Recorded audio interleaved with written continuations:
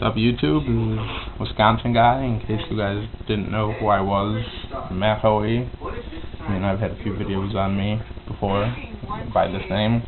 I'm going to go through the deck that I ran in Shonen Jump Columbus, which is a little slightly updated version of the deck that me and Pointlessness 413, Joe Spanier, I'll give a link to him in the video, what we ran in Austin, Texas, and we also ran a slightly different version in Columbus 2 weeks ago with the release of Brian Act.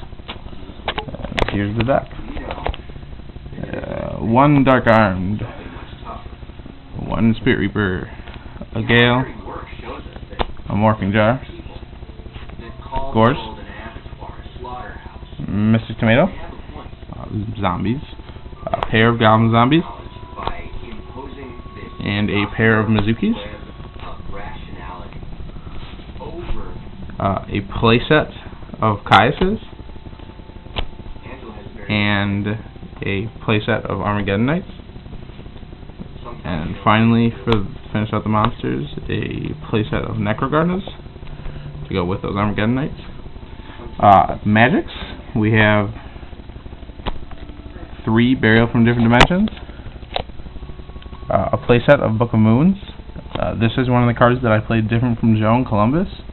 He opted for Creature Swap, I believe. I chose Book of Moon for the Blackwing matchup, and this card actually proved very successful for me. Booking when they have Black Whirlwind on the field is quite good, I hear.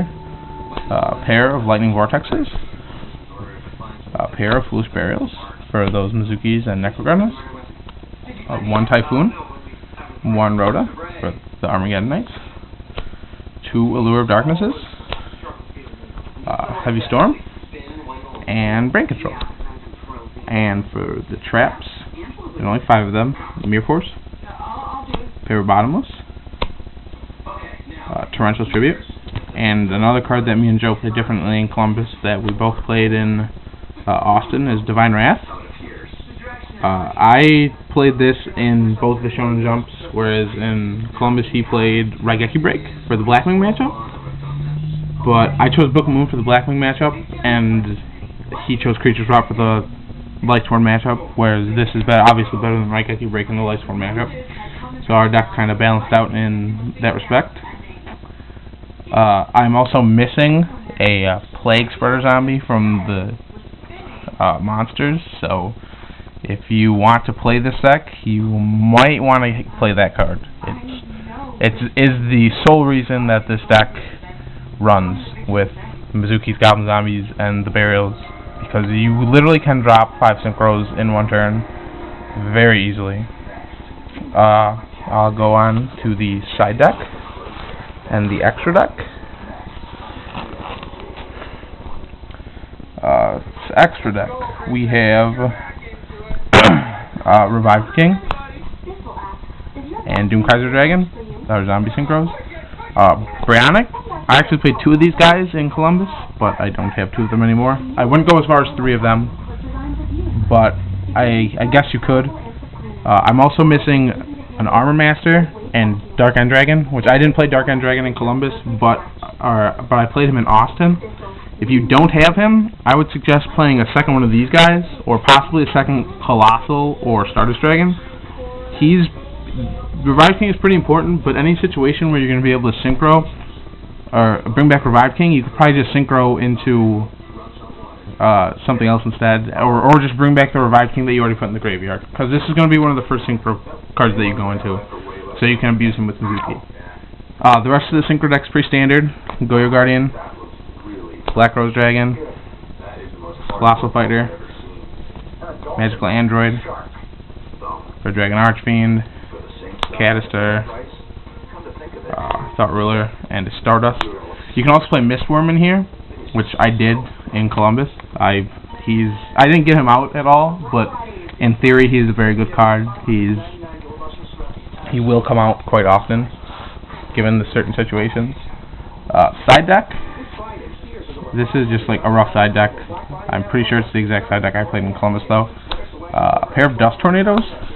A lot of people, it seemed, in Columbus were playing Dividad, or Diva Zombies, and they were siding in things such as Threatening Roars, or they main skill drains. These came in multiple matchups, and against Blackwings. They were very good, and I definitely recommend them in almost every side deck. Scapegoat for the Lightsworn matchup.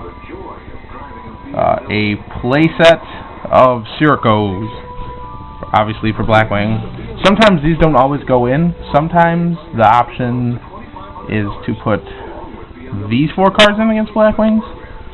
You can either go full force and side in 2/2 and side out things such as a single Armageddon Knight, a single Necrogardener, because once Blackwing swarms the field, the single Necrogardener is not that great. And Soul Exchange plus Mobius against multiple Blackwing back rows is almost always going to net you advantage, as they are going Whirlwind Shura, set back row. That back row is probably going to be an Icarus Attack, maybe an Oppression. The only bad part would be Bottomless Trapple, but you're still going to go Soul Exchange, drop Mobius, and they're going to bottomless it, and you're going to have just gone 3 for 2, which is going to be, in essence, a 2 for 2 because they searched with Whirlwind, but that's fine because you rid yourself of the Whirlwind. The rest of the cards are, well, 2 solo releases for the Lightsworn, because there's only 3 cards in the side deck for Lightsworn, because this deck is just good against Lightsworn in and of itself with 3 Necrogardeners. And we finish it out with Malevolent Catastrophe, which also sometimes comes in against Blackwing, and Jujutsus. These guys are mostly for Gladiator Beasts, but so are these and the Tornadoes, so you can literally do anything with the side deck. The side deck is pretty multi-purpose, and it comes in handy against most of the big decks of the format.